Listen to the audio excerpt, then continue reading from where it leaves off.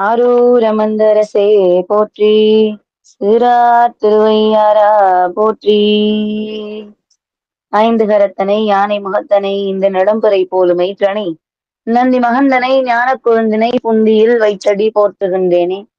அஞ்சு முகம் தோன்றில் ஆறு முகம் தோன்றும் வெஞ்சமரில் அஞ்சேல் என வேல் தோன்றும் நெஞ்சில் ஒரு கால் நினைக்கின் இருகாலம் தோன்றும் முருகா என்றோதுவார் முன்.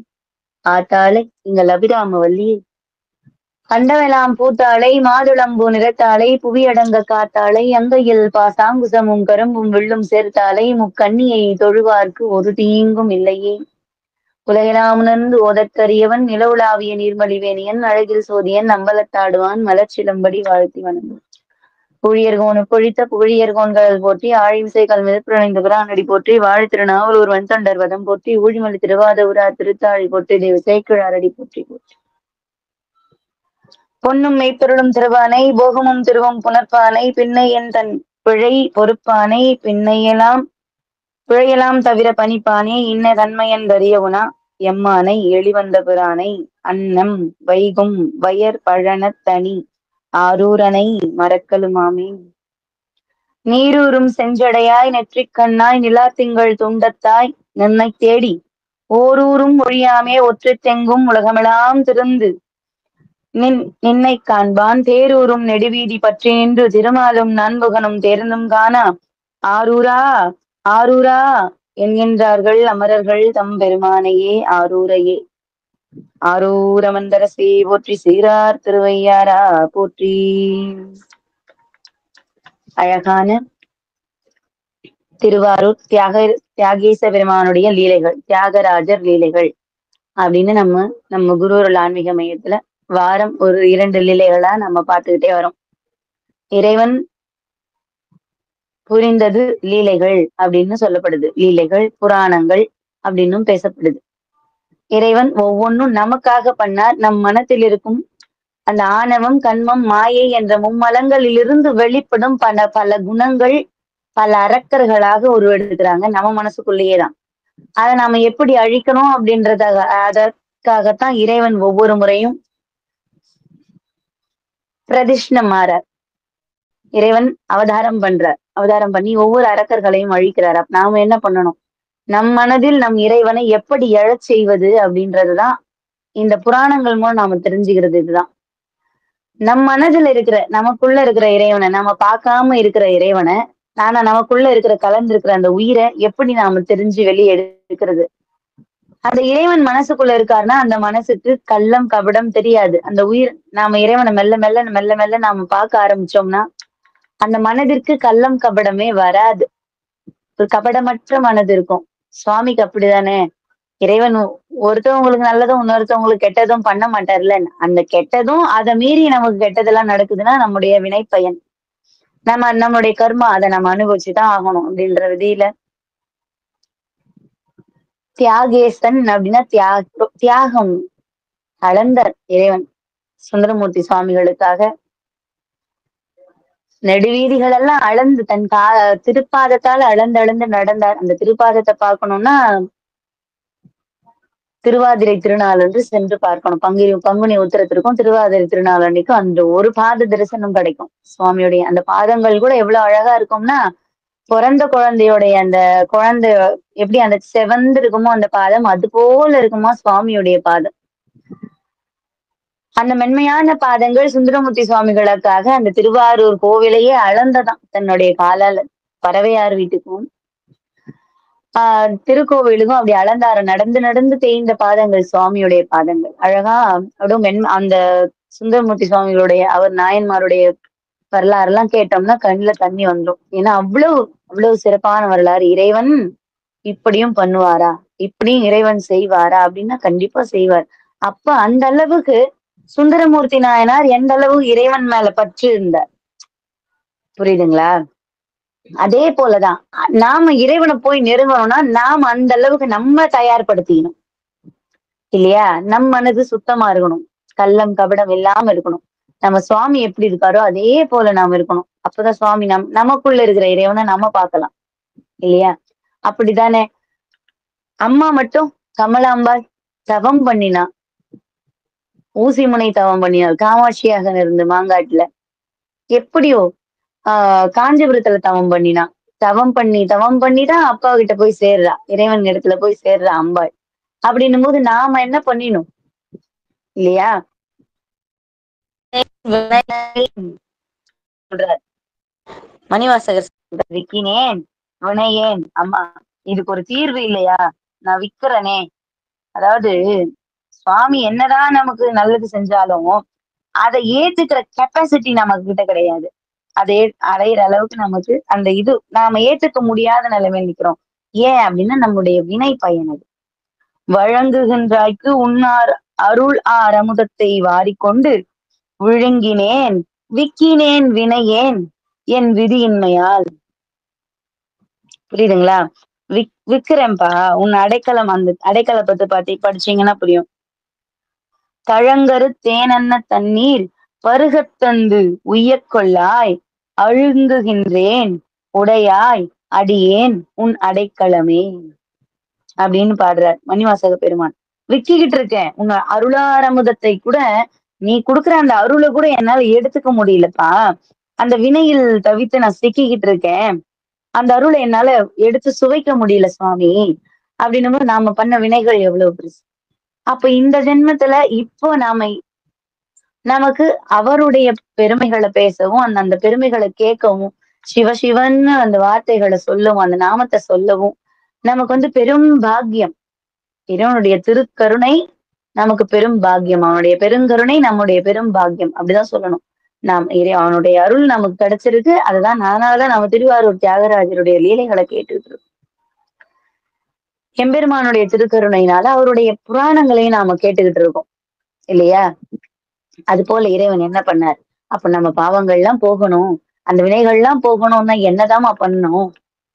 பற்றி நின்ற பாவங்கள் பாற்ற வேண்டில் பரகதிக்கு செல்வதொரு பரிசு வேண்டில் சுற்றி வரும் சூழ்வினைகள் தீர்க்க வேண்டில் சுற்றி வரும் சூழ்வினைகள் தீர்க்க வேண்டில் சொல்லுகேன் கேள் நெஞ்சே துஞ்சா வண்ணம் சொல்லுகேன் கேள் நெஞ்சே துஞ்சா வண்ணம் உற்றவரும் ஒரு துணையும் நீயே என்றும் துணையல்லால் ஒரு தெய்வம் உள்கேன் என்னும் உற்றவரும் ஒரு துணையும் நீயே என்னும் துணையல்லால் ஒரு தெய்வம் உள்கேன் என்னும் புற்றரவ கச்சார்த்த புனிதா என்னும் புற்றரவ கச்சார்த்த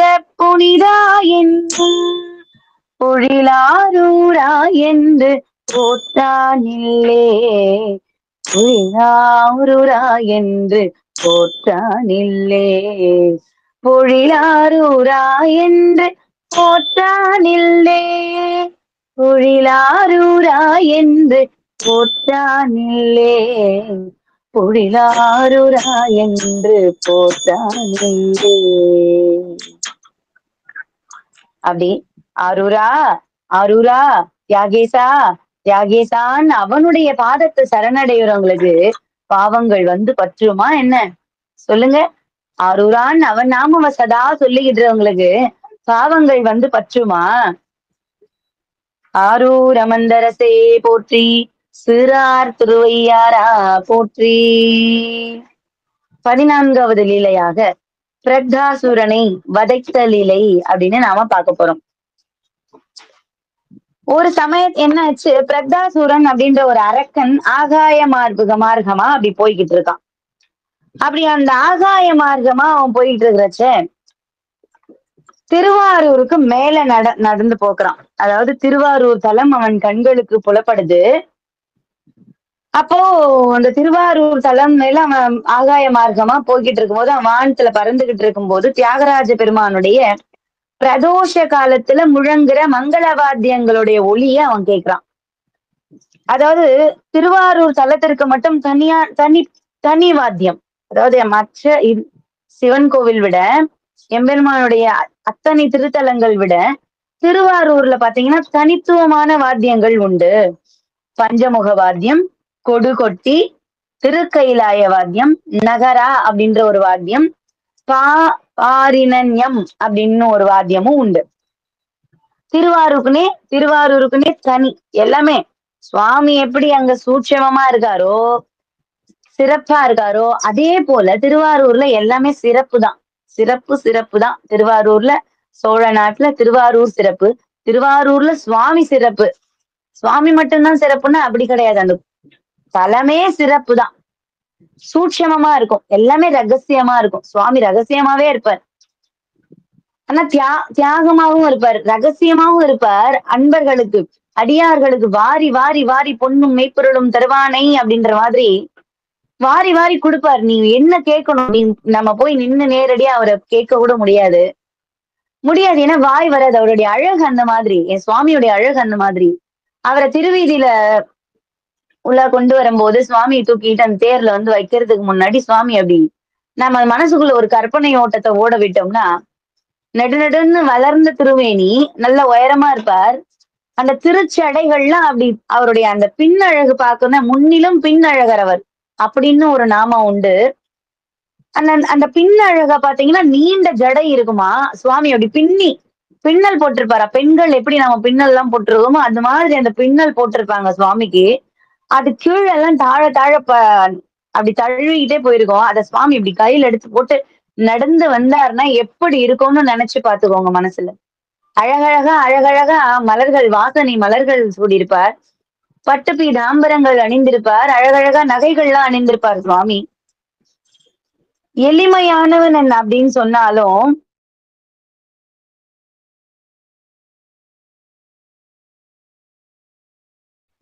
எளிமையானவர் அப்படின்னு சொன்னாலும், சுவாமி வந்து சுவாமி வந்து எளிமைதான். நாகாபரணம் சூடி, பிறை சூடி, மான் தோல் அணிந்து அப்படிதான் நாம திருவாசகத்துல படிச்சதெல்லாம். ஆனா, அவருக்கு அழகு. ராஜா இல்ல அவரு. அந்த இடத்துல ராஜா இல்ல. தியாகராஜா அப்படின்னும் போது அவரு எப்படி இருக்கணும்? 2 வாள் கூட இருக்கும். சுவாமி முன்னாடி பாத்தீங்கன்னா, அப்படி சிங்காசனத்துல அப்படி உட்கார்ந்துகிட்டு இருப்பாரு. அம்பாள் பக்கத்துல உட்கார்ந்திருப்பா கமலாம்பாள். சுவாமி இப்படி உட்காரும்போது எதிர்ல 2 வாள் அவர் எதிர்லயே 2 வாள் இருக்கும். பெரிய பட்டை மாதிரி 2 வாள் இருக்கும். ஏன்னா ராஜ சிம்ஹாசனத்துல உட்கார்ந்து இருக்காரு இல்லையா? ராஜா இல்லையா அவரு? அப்போ ஒரு ராஜா எப்படி அலங்காரம் பண்ணா எப்படி இருப்பாரு? அத நெனச்சுக்கோங்க. சுவாமியோட அழகு தன்னால மனசுக்குள்ள வரும். அப்படி உட்கார்ந்துகிட்டு இருக்கார். அந்த பிரதோஷ காலம் வருது. அந்த பிரதோஷ காலத்துல அந்த வாத்தியங்கள்லாம் வாசிக்கிறாங்க. இந்த வாத்தியத்த அந்த பிரக்தாசுரன் கேட்கிறான். அந்த வாத்தியத்தோடைய ஓசைய பிரக்தாசுரன் கேட்கிறான். உடனே அவனுக்கு கடும் சினம் வருது. கோபம் வருது. கோபம் வந்து என்ன பண்றான்? பூமியில இறங்குறான். வான்வழியா பறந்துகிட்டு இருந்தவன் பூமியில இறங்கி அந்த தேவாலயத்துல அதாவது தியாகராஜ பெருமானுடைய கோவில்ல அப்படி ஜங்குன்னு வந்து இறங்குறான். தன்னுன்னு அப்படி குதிக்கிறான். அப்படி குதிச்ச உடனே அந்த கோவிலே அப்படி ஆடுது. மக்கள்லாம் அப்படி ஆடுறாங்க. ஒரு பூகம்பம் வந்த மாதிரி மக்கள் எல்லாம் ஆடுறாங்க. அப்படி ஆடும்போது என்ன ஆகுது? அவனை பார்த்தவங்க எல்லாம் கண்டு பயந்து ஓடுறாங்க. ஐயோ இப்படிப்பட்ட அப்படி மலை மாதிரி இருக்கானே, இவன் எப்படி கோவிலுக்குள்ள வந்தான்னு தெரியலையே அப்படின்னு பயந்து ஓடுறாங்க. அன்னைக்கு சாயரட்ச பூஜையும் பார்க்கல. சாயரட்ச பூஜையும் பிரதோஷ பூஜையும் ஒரே நேரம் அப்படி நடக்க போகுதுன்னு மக்கள் எல்லாம் சுவாமியை தரிசனம் பண்ண நின்றுகிட்டு இருக்கா.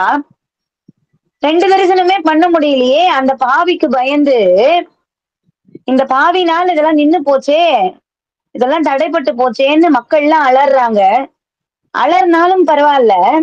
திருட்டு, அகலாவாதம், அகலா சண்டை இதெல்லாம் அந்த அசுரன் பண்ணுவான் போல இருக்குதே. இதெல்லாம் அவனுக்கு தெரியும் போல இருக்குதே அப்படின்னு நினைச்சவங்க பயப்படுறாங்க, ஓடுறாங்க. திசைக்கு ஒரு பக்கம் ஓடுறாங்க. சுவாமியை கூட மனசுல தவிக்குது. அந்த எண்ணம் வந்து மனசுல சுவாமியை நாம தரிசனம் பண்ணணுமே, இறைவனை தரிசனம் பண்ணணுமே அப்படின்றது மனசுல ஒரு ஓட்டம் ஓடிட்டு இருக்கு.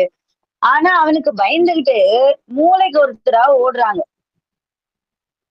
இந்த உலகத்துக்கே பெரிய துன்பம் வந்துருச்சு போலவே. இப்பதான் ஒரு அரக்கன் போனா அப்படின்னு பார்த்தா மறுபடியும் கொஞ்ச நாள்ல திரும்ப ஒரு அரக்கன் வந்திருக்கானே. இறைவா, தியாகேசா, உன் ஆலயத்துக்கு கூட எங்கனால அதாவது அந்த அரக்கன் வந்து நிற்கிறான். உன் ஆலயத்தை கூட எங்களால காப்பாற்ற முடியாது போலதே சுவாமி அப்படின்னு இறைவன் கிட்ட எல்லாரும் விண்ணப்பம் வைக்கிறாங்க. சுவாமி தியாகேசா, அரூரா அரூரா அப்படின்னு கத்திக்கிட்டு இருக்காங்க. கத்துறாங்க ஜனங்கள்லாம், கூக்குரலிடுறாங்க.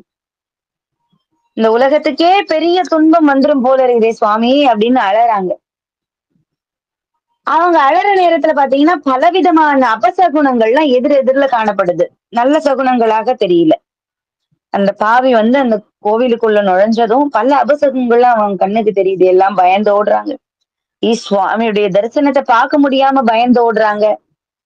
அவன் ஆலயத்துக்கு போன உடனே பல ஜனங்கள் அப்படி கையால தூக்கி அப்படி வீசி எறியறான். மலை போல் மேனி, ஒரு மரம் போல் கைகள்லாம் இருக்கு அவனுக்கு.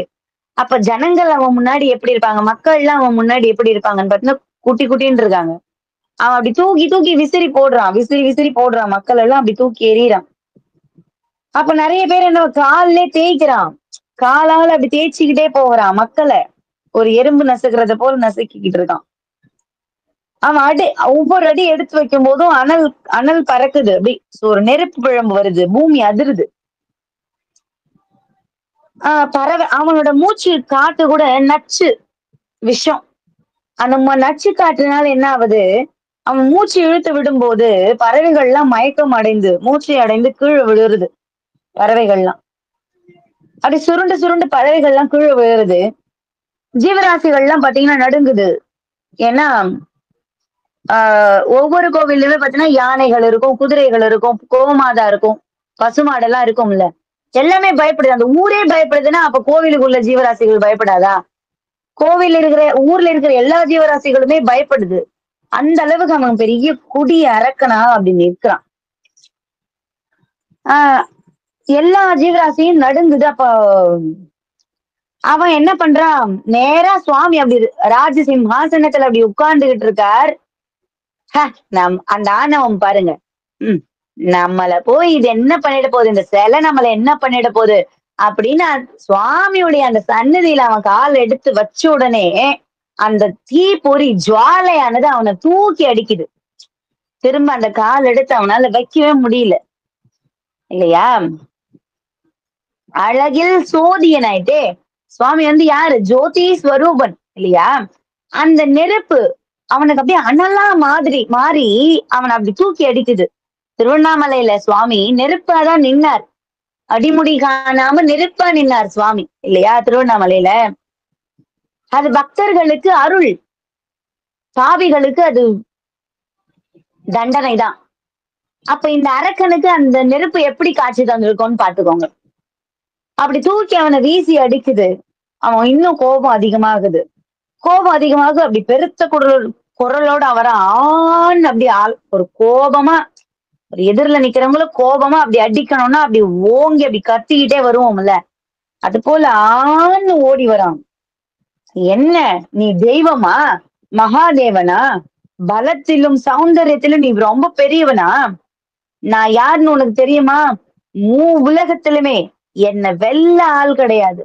எனக்கெல்லாம் இந்திரன்லாம் கை கட்டி வேலை செய்யறவன் தெரியுமா உனக்கு? நான் ஏதோ அப்படி வான் வழியா அப்படி வான் வீதியா நடந்து அப்படி போய்கிட்டு இருந்தா உனக்கு என்னமோ பூஜை நடக்குது, இது நடக்குது, அது நடக்குதுன்றாங்க. வந்து பார்த்தா இந்த திருவாரூர் கொஞ்சம் நல்லாதான் இருக்குது. சரி அத கொஞ்சம் சரி பண்ணிட்டு போலான்னு தான் வந்தேன்.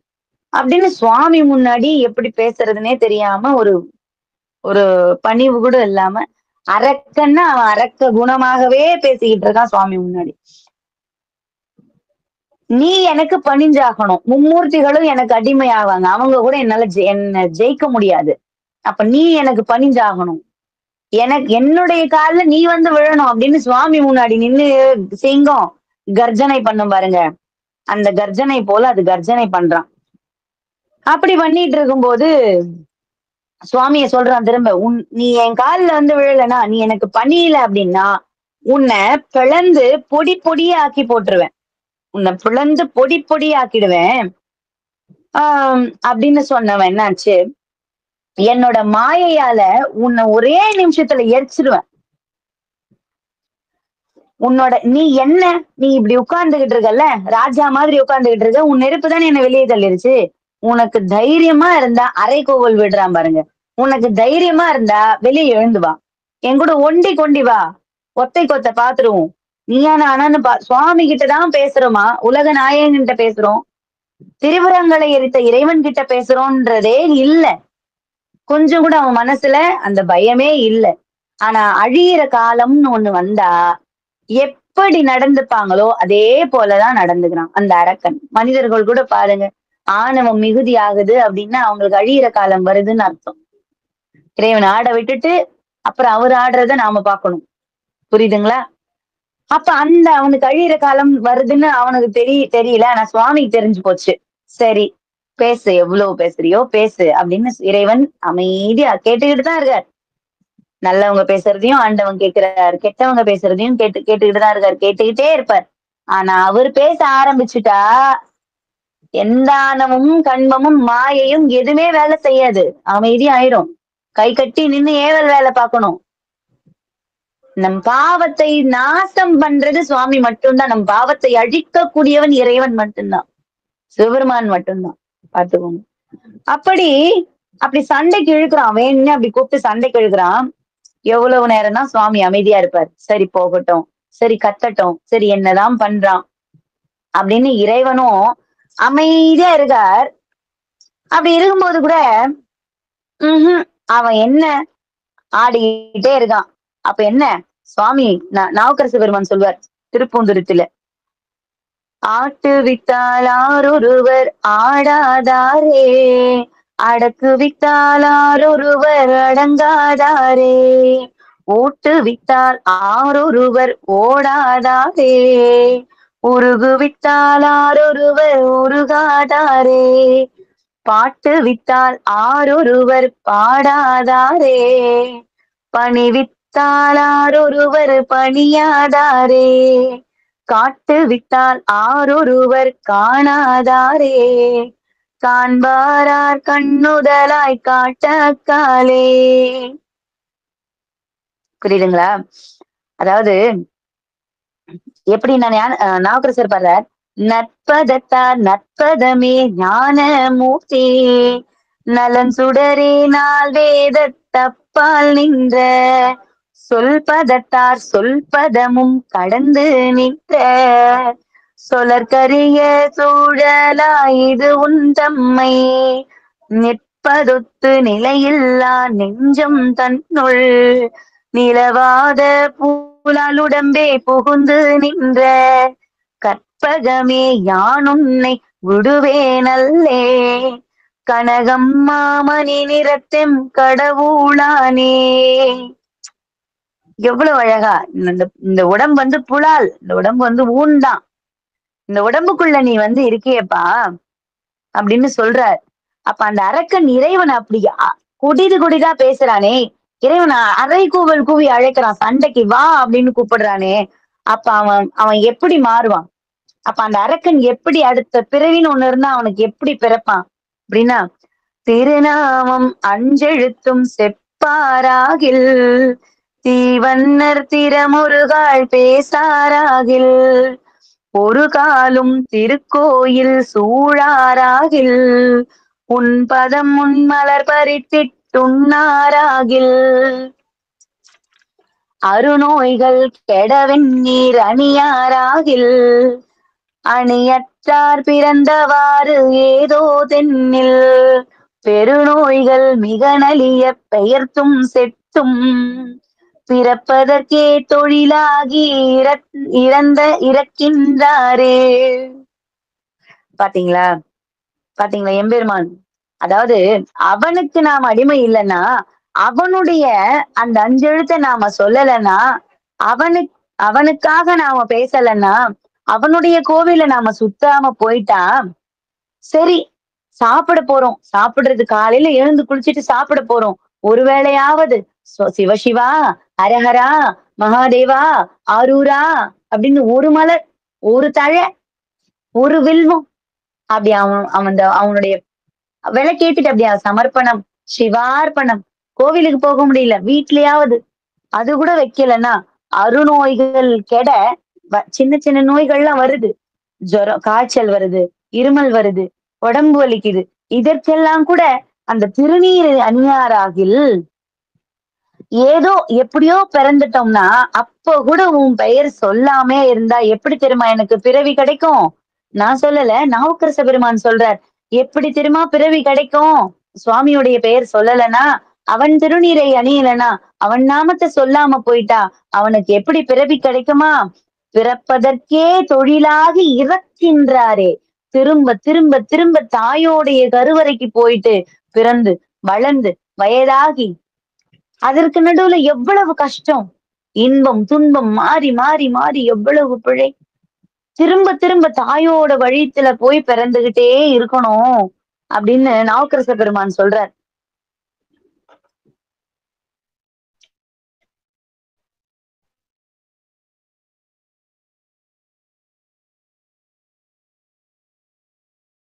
அப்படி ஒரு கையில ஒரு ஒரு பழத்தை நமக்கு கொடுத்த மாதிரி நாவுக்கரசு பெருமானுடைய தேவரம். தேவாரம்னு இல்லைங்க, திருமுறைகளே படிக்கணும். ஒரு முறை நீங்க படிக்க ஆரம்பிச்சிட்டோம்னா திரும்ப திரும்ப திரும்ப நாம திருமுறைகளை விட மாட்டோம். அப்படி நான் விட மாட்டேன்னு சொல்லக்கூடாது. சுவாமி நம்மள இப்படி புடிச்சுப்பார், இப்படி கெட்டியமா அப்படி சேர்த்து அப்படி அணைச்சுக்குவார். சிக்கன பிடித்தேன் எங்கெழுந்து அருள்வது இனியே அப்படின்ற மாதிரி அவரை போய் இப்படி இறுக்கமா புடிச்சுக்கணும். போய் கெட்டியமா புடிச்சுக்கணும். நாம ஒரு பாட்டு, 2 பாட்டு, ஒரு மாசம் நமக்கு கஷ்டமா இருக்கும். தினம் ஒரு 2 பாட்டு படிக்க நமக்கு ஒரு மாசம் கஷ்டமா இருக்குமா? ஒரு 20 சரிங்க. ஒரு 2 மாசம் கஷ்டமா இருக்குமா? அதுக்கப்புறம் நம்ம தூக்கமே வராது. திருமுறை படிச்சாதான் தூங்கணும். இல்ல திருமுறை இன்னைக்கு நம்ம படிக்கலையே. அதுவே ஒரு பழக்கமா நமக்கு ஆயிரும். அப்ப அவன் நாமாவ சொல்றதுக்கு நமக்கு என்ன கசக்குதா? சொல்லுங்க. அவனுடைய நாமத்தை சொல்லித்தான் அவனை போய் சென்று அடையணும். அப்படி இருக்கும்போது அந்த அரக்கன் சுவாமி எப்படி பண்றான்? ஏசுறான், பேசுறான், அறைகோவல் விடுறான், சண்டைக்கு வான்னு கூப்பிடுறான் சுவாமிய. அப்படி அவன் சண்டைக்கு கூப்பிடும்போது சுவாமி சிரிக்கிறார். ஆட்டுவித்தால் ஆரொருவர் ஆடாதாரே. ஏன்பா? நாவுக்கரசர் கேட்கிறார். உன்னால முடியாதப்பா? நீ ஆட்டு வித்தா யாருன்னா ஆட மாட்டேன்னு சொல்லுவாங்களா? நீ அட நீ அடங்குன்னு நீ சொன்னா அடங்க மறுப்பாங்களா? நீ ஓடுடான்னு சொன்னா ஒருத்தராவது நிற்பாங்களா உன் முன்னாடி? நீ நீ உன்னருளை கொடுத்துட்டு, உன்னருளை அவனுக்கு வாரி கொடுத்துட்டு உருகுன்னா யாருன்னா உருகாம இருப்பாங்களா? திருவாசகத்தை கேட்டு உருகாத நெஞ்சு உண்டா? சொல்லுங்க. பாட்டு விட்டால் ஒருவர் நீ பாடுன்னா பாடிடுவோம். யாரு? நால்வருமே அப்படித்தானே பாடினாங்க. இறைவனுடைய திருவருளால தான் நால்வருமே பாடினாங்க. நீ பாடுன்னார் சுவாமி, பாடுன்னார், பாடிட்டார். தோடுடைய செவியன் பாடினார். பித்தா பிறை சூடின்னு பாடினார் சுந்தரர். கூற்றாயினவாறு விளக்ககளீர்னு பாடினார் நாவுக்கரச பெருமான். நமச்சிவாய இதைக்கெல்லாம் ஒருபடி மேல போய் மணிவாசக பெருமான் இறைவனையே வாழ்த்தி பாடினார். நமச்சிவாய வாழ்க அப்படின்னு பாடினார். இதெல்லாம் இறைவன் எடுத்து கொடுத்த அடிதானே. சுவாமி எடுத்து கொடுக்கல நமக்கு இன்னைக்கு திருத்தொண்டர் தொகை கிடைச்சிருக்குமா? தில்லைவாழ் அந்தனர்தம் அடியார்க்கும் அடியேன்னு சுந்தரர்கள் எடுத்து கொடுத்தாரே திருவாரூர்ல, அது கிடைச்சிருக்குமா? அப்ப நீ உன்னால முடியும். சுவாமி கேக்குறாரு நாவுக்கரசர், உன்னால முடியும்பா, ஏன் நீ அமைதியா இருக்க அப்படின்னு நாவுக்கரசர் சுவாமியை பார்த்து கேக்குறாரு. நீ ஆட்டு வித்தா யாராவது ஆடாம இருப்பாங்களா அப்படின்னு கேக்குறார். ஏன் சுவாமி அமைதியா இருக்காரு? அவனுடைய வினை பயன். அவன் கொஞ்ச நாள் அப்படி ஆடணும்.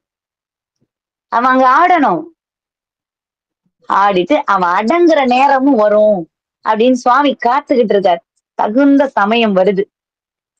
அப்படி தகுந்த சமயம் இப்படி வரும்போது ஒரு வீரன் போல சுவாமி வந்தார்.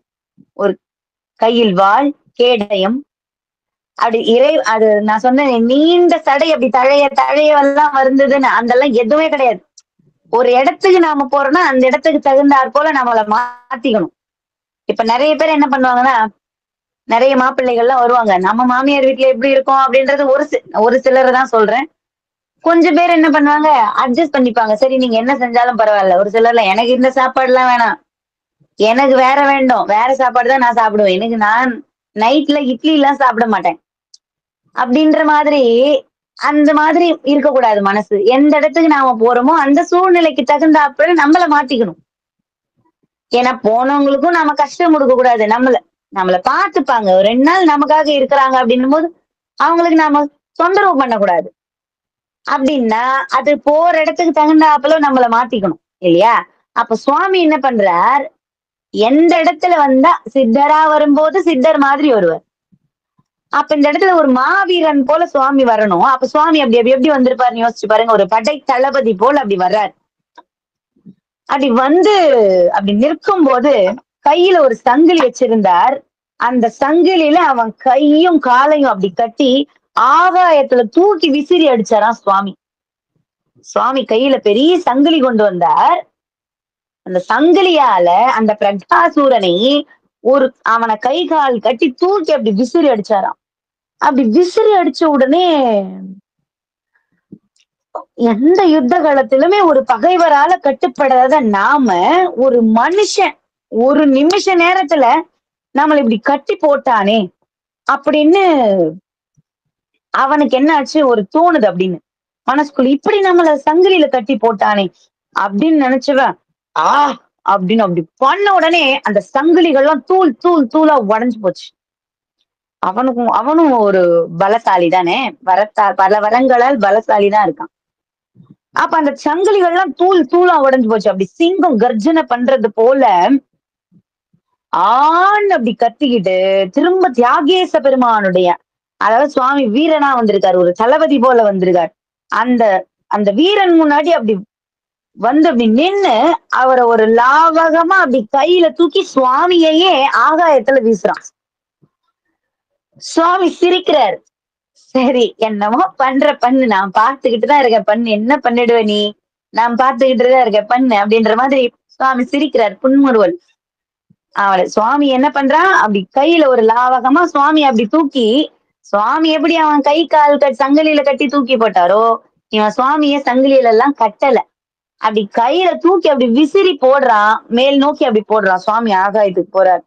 ஆனா விட்டுருவாரா? இறைவன் விட்டுருவாரா? மேருவை வில்லாக வளைத்தார். அதாவது மேருமலையே வில்லாக வளைத்தார். அந்த கடலில் உண்டான கொடிய விஷத்தையே ஜீரணித்தார் இல்லையா? யமனை உதைத்தார், மார்க்கண்டேயனுக்கு வாழ்வு கொடுத்தார் இல்லையா? காமனை கண்ணால் எரித்தார். இறைவன் கிட்ட பாருங்க, சிவபெருமான் கிட்ட பிறப்பும் கிடையாது இறப்பும் கிடையாது.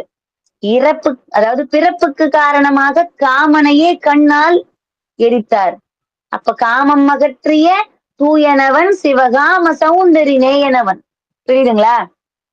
அப்ப காமமும் இறைவன் கிட்ட கிடையாது. அந்த பிறப்பு அப்படின்ற ஒரு விஷயத்துக்கு சுவாமி கிட்ட இடமே இல்லை.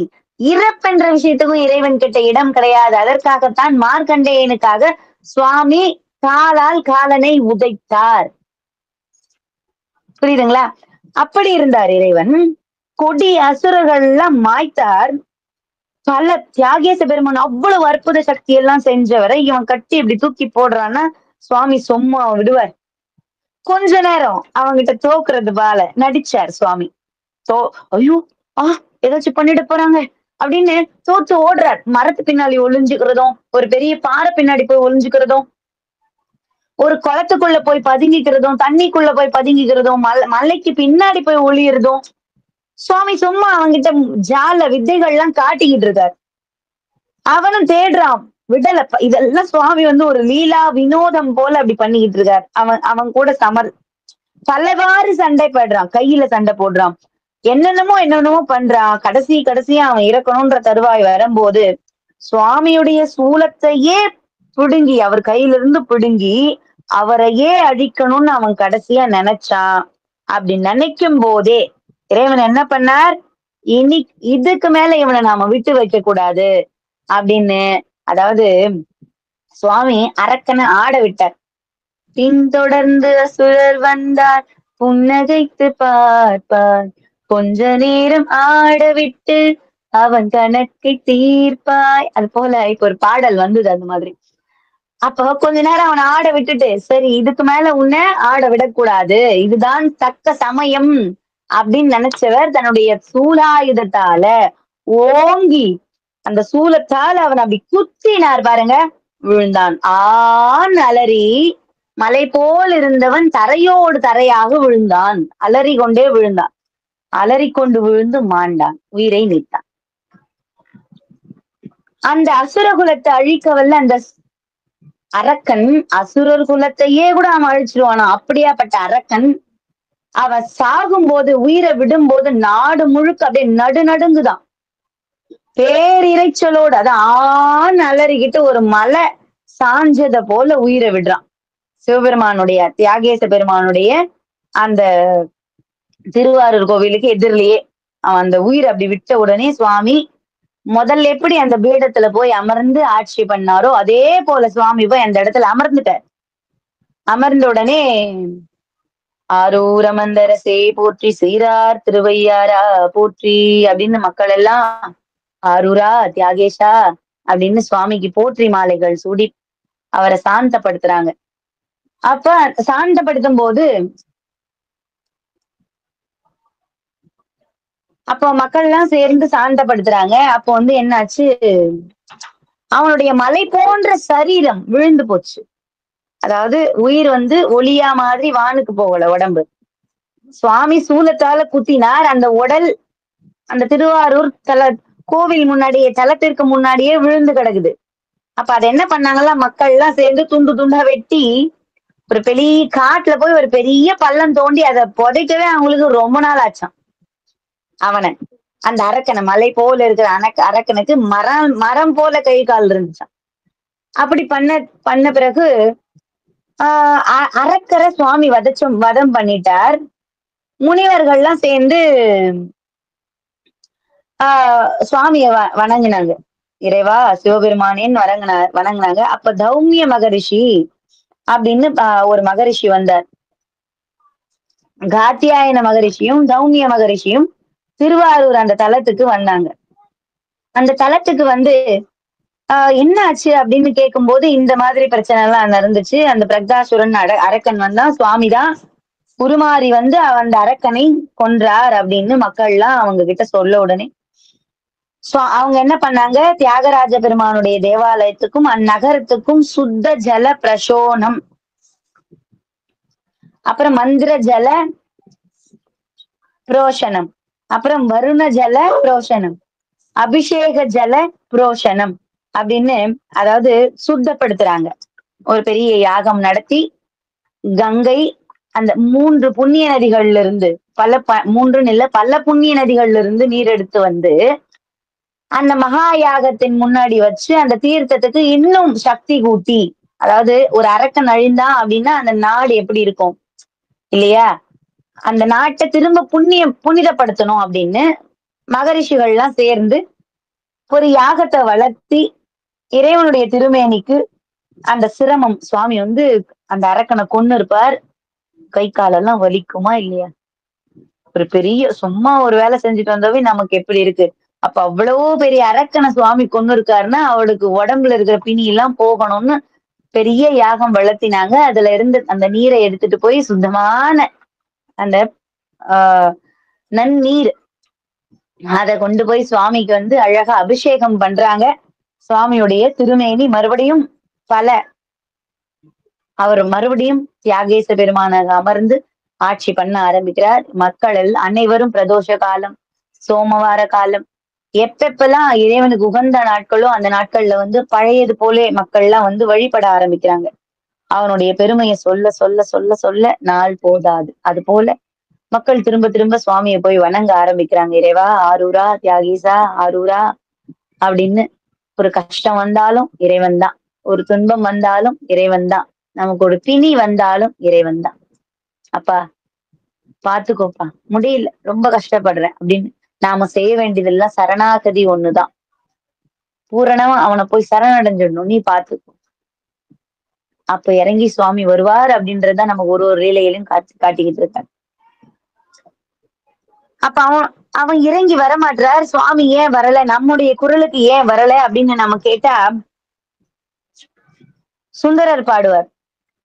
நம்ம அந்த பாட்டுல தெரிஞ்சுக்கலாம் என்ன சுவாமி எப்படி எல்லாம் அழைக்கணும் அப்படின்னு. அவருக்கு அவ்வளவு சுந்தரருக்கு அவர் நண்பன் அப்படின்றதுனால சுவாமி நண்பன்னா எப்படி இருப்பாங்க, சரி நீதான் நல்லா இருந்துக்கோ போ, அப்படிதான் நீ சரி நல்லா இருந்துக்கோ. ஏன் ஒரு கண் பார்வைய இழந்தார். திருவொற்றியூர் தலத்துல இருந்து வரும்போது சங்கிலி நாச்சியார் திருமணம் பண்ணிக்கிட்டார் சுந்தரர். அங்கிருந்து வந்தா சுவாமி தண்டனை கொடுப்பாருன்னு தெரியும். ஆனாலும் இறைவன் மேல இருக்கிற காதல்ல அங்கிருந்து கிளம்பிட்டார். திருவாரூர் மேல இருக்கிற இறைவன் அந்த வசந்த கால பூஜை பார்க்கணும் அப்படின்னு கிளம்பிட்டார். அந்த திருவொற்றியூர் எல்லையை தொட்ட உடனே அவருக்கு கண்ணு போயிட்டு. இப்ப காஞ்சிபுரத்துல ஒரு கண் கிடைக்குது. மறுபடியும் அந்த ஒற்றை கண்ணோடவே திருவாரூர் வரார். அப்ப சுவாமி முன்னாடி நிக்கிறார். ஏன்பா, நான் இங்கதான் வந்திருக்கிறேன், என்ன பாக்குறியா? ஏதாவது தெரியுதா? வெளிதான் நின்னுகிட்டு இருக்கேன்னு தெரியுதா அப்படின்னு கேக்குறார். அத ஒரு பக்தர்கள்லாம் தன் மனசு வாடி, இறைவா உனக்கு தெரியுதா? நான் பேசுறது உனக்கு கேக்குதா? நான் புலம்புறனே உன் காதுல கேக்குதா? அப்படின்ற மாதிரி இருந்தா எப்படி இருக்குமோ அது போல சுந்தரர் பாடியிருப்பார். மீளா அடிமை உனக்கே ஆளாய் பிறரை வேண்டாதே, மூலா தீ போல் உள்ளே கனன்று முகத்தால் மிக வாடி, ஆளாயிருக்கும் அடியார் தங்கள் அல்லல் சொன்னக்கான், வாழாந்திருப்பீர் திருவாரூரில் வாழ்ந்து போதீரே, விற்று கொள்ளீர் ஒற்றி அள்ளி விரும்பி ஆட்பட்டேன், குற்றம் ஒன்றும் செய்தது இல்லை கொத்தையாக்கினீர், எற்று கடிகேல் என் கண் கொண்டு நீரே பழிப்பட்டீர், மற்றை கண்டான் தாராதொழிந்தான் வாழ்ந்து போதீரே, அன்றில் முட்டாது அடையும் சோலை ஆரூரகத்தீரே,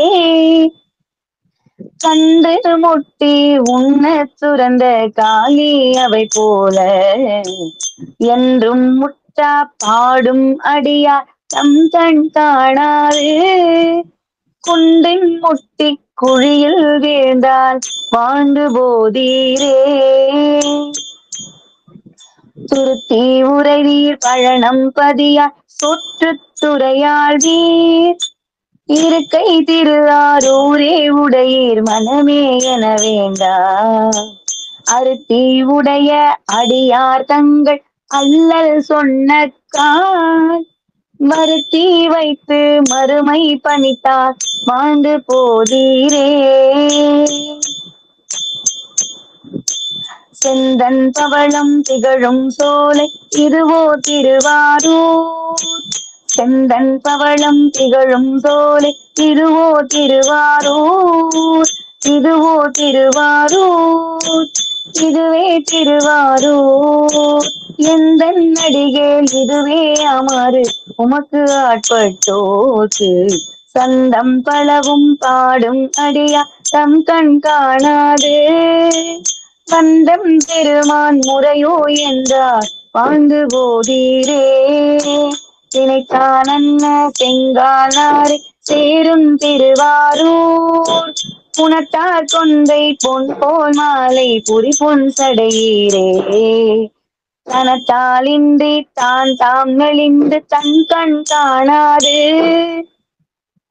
மனத்தால் வாடி அடியார் இருந்தால் வாழ்ந்து போதீரே, ஆயம் பேடை அடையும் சோலை ஆயூரகத்தீரே, ஏயம் பெருமான் இதுவே ஆமாறு உமக்கு ஆட்பட்டோர்க்கு, மாயங்காட்டி பிறவி காட்டி மறவா மனம் காட்டி, காயங்காட்டி கண்ணீர் கொண்டார் வாழ்ந்து போதீரே, கழியாய் கடலாய் கனலாய் நின கலந்து சொல்லாகி, இழியா குலத்தில் பிரிந்தோம் உண்மை இகழ்ந்து ஏற்றுவோம், பழிதானாவது அரீரடிகை பாடும் பக்தரோ, வழிதான் காணாது அலமந்து இருந்தால் வாழ்ந்து போதீரே, தேயோடேனும் பிரி ஒன்று இன்னாது என்பர் பிறரெல்லாம், தாய்தான் வேண்டி தனிதானந்தோ கருதி கொண்ட தாய், நாய்தான் போலே நடுவே திரிந்து உமக்கு ஆட்பட்டோர்க்கு, வாய்தான் திறவீர் திருவாரூரில் வாழ்ந்து போதீரே, திருத்தி செம்பொன் மலரும் சோலை இதுவோ திருவாரூர், பொருத்தி திருமூலட்டானமே இடமா கொண்டீரே, இருந்தும் நின்றும் கிடந்தும் உண்மை இகழாதேத்துவோம், வருந்தி உமக்கொன்றுரைத்தார் வாழ்ந்து போதீரே, காரூர் கண்டத்தன் தோல் முக்கன் தலைகள் பலவாகி ஆரூர் திருமூலட்டானத்தே அடிபேராரூரன் பாரூர் அறிய என் கண் கொண்டீர் நீரே பழிபட்டீர் பாரூர் முலையால் பாகம் கொண்டீர் வாழ்ந்து போதீரே பாரூர் முலையால் பாகம் கொண்டீர் வாழ்ந்து போதீரே பாரூர் முலையால் பாகம் கொண்டீர் வாழ்ந்து போதீரே. ஆரூர் அமர்ந்தரசே போற்றி, சிறார் திருவையாரா போற்றி. இந்த மாதிரி கேட்கணும். மாயங்காட்டி பிறவி காட்டி மறவா மனங்காட்டி காயங்காட்டி கண்ணீர் கொண்டால் பா இதெல்லாம் எனக்கு காட்டிட்ட, திரும்ப இந்த காயத்தையும் காட்டிட்ட, இந்த உடம்பையும் காட்டிட்ட. ஆனா உங்ககிட்ட வந்து நீ என்னை எதிர் திரும்பி பார்க்கலன்னா சரி நீ வாழ்ந்துக்கோ. என்னென்னமோ கேக்குறாரு. நாய் போல் நடுவே திரிந்து உமக்கு ஆட்பட்டோருக்கு மீளா அடிமை. அதாவது திருவாரூருக்குன்னு நாம ஒரு முறை போய் அவரை பார்த்துட்டு வந்துட்டோம்னா அவரை தவிர்த்து நாம வந்து திரும்பி வேற இதர தெய்வத்துக்கிட்ட போவே முடியாது. இதர ரெண்டு பக்கம் நாம திரும்ப முடியாது. அதாவது சிவம் அப்படின்றது வந்து நம்ம இவர் சொன்னார், தேசிகரையா சொல்வார், சிவம் அப்படின்றது ஒன் வே, ஒரு வழி பாதை தான். அதுக்குள்ள போயிட்டோம்னா ரிட்டர்ன் வர முடியாது. அது வந்து அன்பான பாதை. அந்த அன்புல சுவாமி அப்படி கட்டி இழுத்துட்டு போவார். வா வா வான்னு நாம அப்படியே போயிட்டே இருக்க வேண்டியதுதான். அப்ப இதுவே அப்படி இருக்கும்போது நம்ம அந்த திருவாரூர் தலத்துக்கு போய் எம்பெருமானை பார்த்துட்டோம்னா சுந்தரரே பாடியிருக்கார், மீளாடிமை உமக்கே ஆளாய் பிறரை வேண்டாதே. உனக்குதான்பா ஆளாயிட்டேன், மீளா அடிமை நான், உன்னை பார்க்கணும்ன்ற ஆசையில நான் வந்துட்டேன். அப்பயும் நீ என் கண் எடுத்துட்டேன்னா நான் வந்து வேற எந்த காரணத்துக்காகவும் வரல, உன்னை பார்க்கணும் அந்த ஆசையில நான் வந்தேன், இந்த தரிசனம் பண்றோன்ற ஆசையில வந்தேன். அப்பயும் நீ என் கண் பறிச்சுட்ட, நீ எனக்கு கண்ணு கொடுக்கலன்னா சரி வாழ்ந்துக்கோ, நல்லாதான் இரு அப்படின்ற. ஒவ்வொரு வரியும் படிக்க படிக்க நமக்கு ஒரு சுவாரஸ்யத்தை கொடுக்கும், ஆச்சரியத்தை கொடுக்கும். இறைவன் கிட்ட இப்படி கேட்கலாமா, சுவாமி கிட்ட இப்படி பேசலாமா, அடியார் எப்படி பாடுவாங்களோ அது ஒரு அடியார் அந்த நிலையில இருந்தான் சுந்தரர் பாடியிருப்பார்.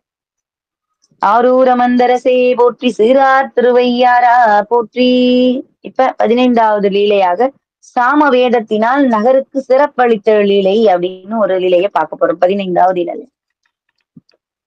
முன்பு பாத்தீங்கன்னா முதல் ஒரு காலத்துல பத்ம கர்ப்பத்தில் அப்படின்னு பிரளயா பாதன், அதாவது ஒரு லீலைக்குமே ஒரு அரக்கர்கள் வந்துகிட்டே இருக்காங்க பாருங்க.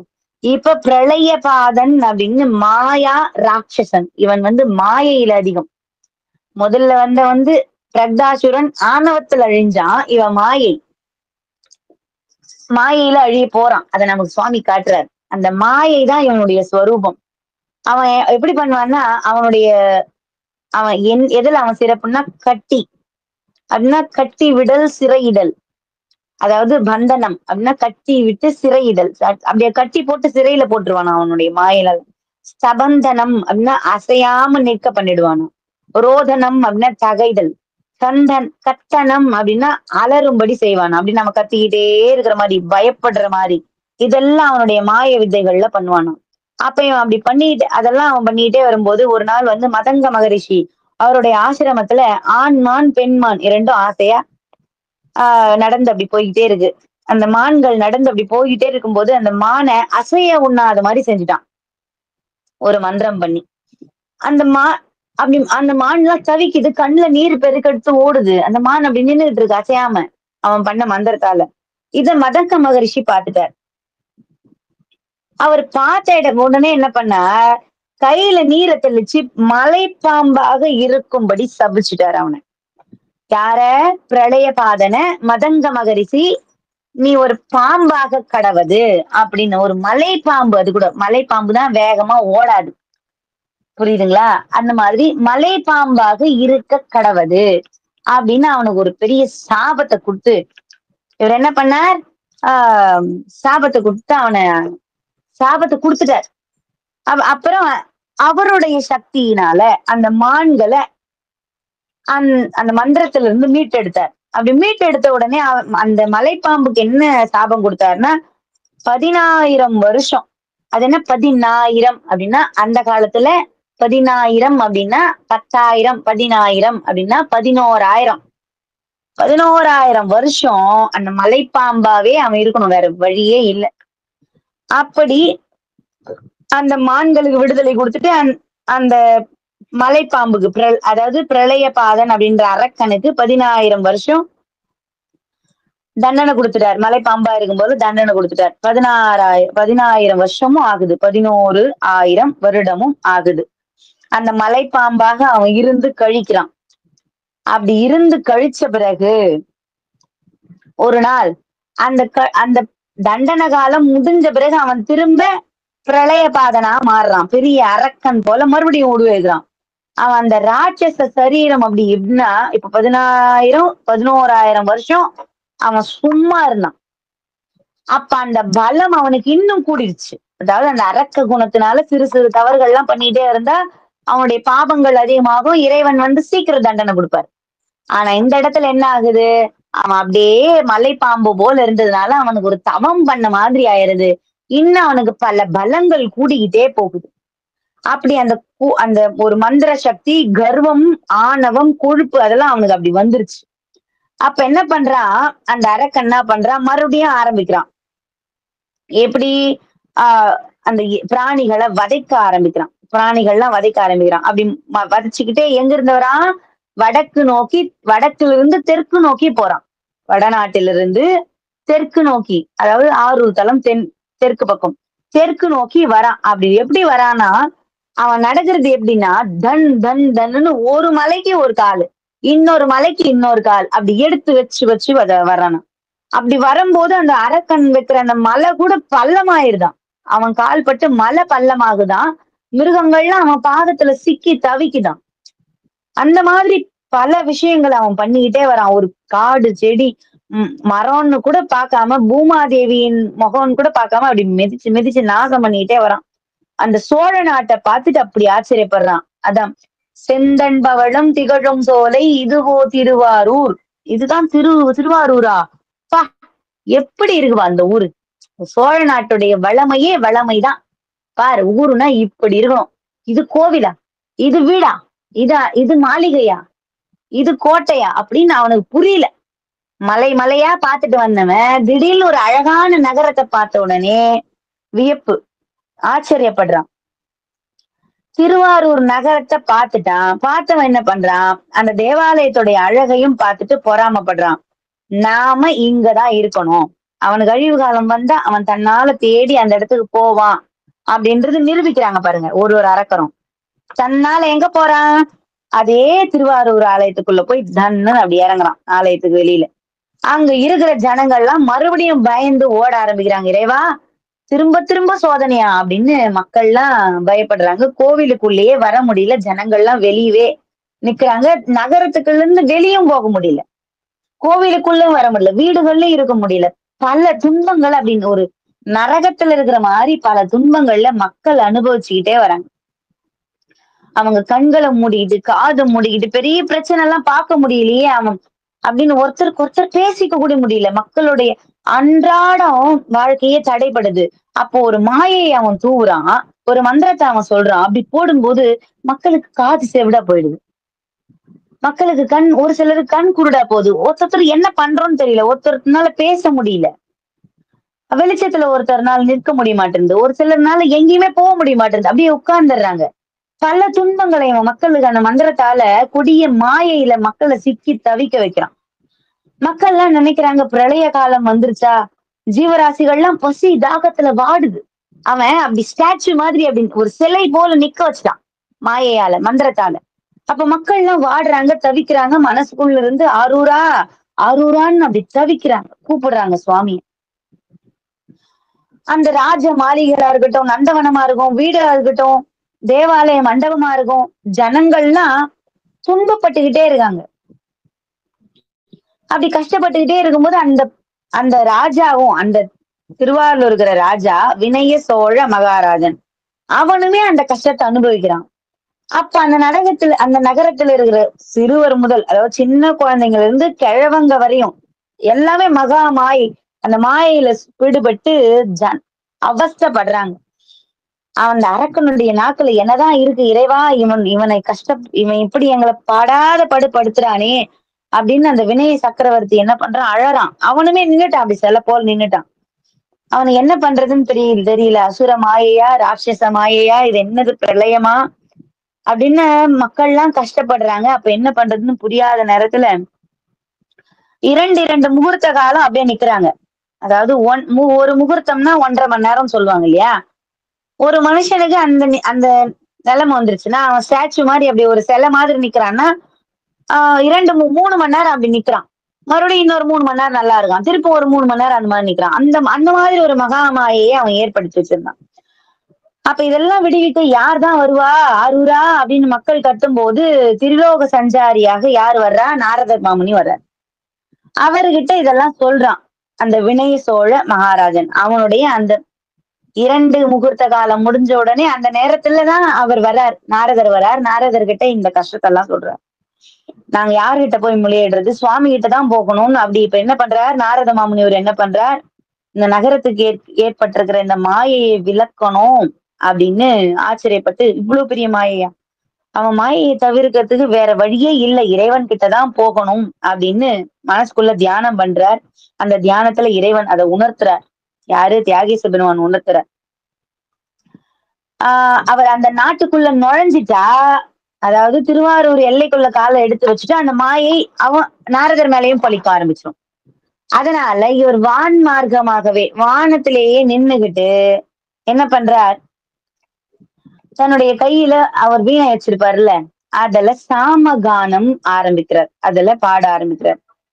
அந்த அரக்கனுக்கு அதை கேட்க முடியல. அவன் அதை பாடும்போது அவனுக்கு என்னமோ பண்ணுது. உடம்பெல்லாம் அப்படி எரியுது. அந்த உடம்பெல்லாம் எரியுது.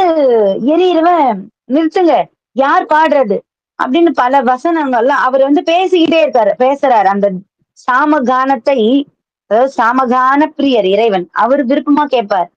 ஆனா அந்த அரக்கனுக்கு அது விருப்பமா இருக்குமா? அவனுக்கு அது உடம்பெல்லாம் எரிய தானே எரியும். அப்ப அவனுக்கு உடம்பெல்லாம் எரிய ஆரம்பிக்குது. அவனால முடியல. பரமேஸ்வரனுடைய கண் நேர் எதிரிலதான் நிக்கிறார். யார்? நாரத பெருமான். அவருடைய முழுமையான அருள். அதாவது 2 நிமிஷம் தியாகேசா, என்ன பண்றதுன்னு தெரியலையேப்பா அப்படின்னு அப்படி கண்மூடி கேட்கும்போது இறைவனுடைய உத்தரவு சாமகானம் பாட சொல்லி. அந்த மாதிரி தன்னுடைய கையில வச்சிருந்த அந்த வீணையால அவர் வீணை வச்சு, அதாவது அவர் தம்புரை தான் வச்சிருப்பாரு. ஆனா அந்த நேரத்துல அவருக்கு வீணை தரப்படுது.